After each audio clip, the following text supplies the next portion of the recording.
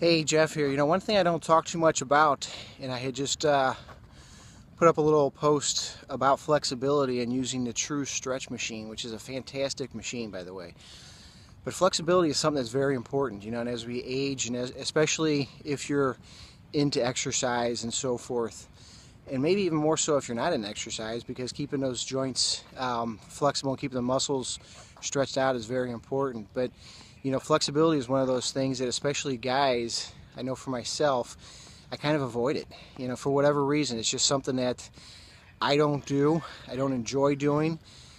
Other than when I'm done with a good stretch workout, it feels great. And it does make a big difference on how sore you're going to be the next day, especially if you're a runner or things like that. You go for a longer run.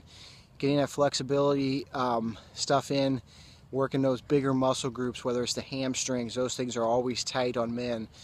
Lower back, when you stretch the hamstrings out, you tend to stretch the lower back out too. So you're getting those two big muscle groups stretched out.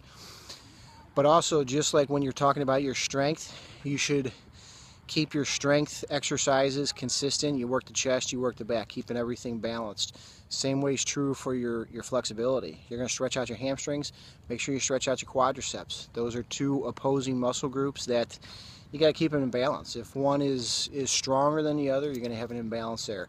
If one is more flexible than the other, you're going to have an imbalance there. So focus on your flexibility, start it off easy, do some basic stretches, and then move on to things that are going to be more difficult. Maybe even pick up a class or two that you can get more in-depth into the flexibility.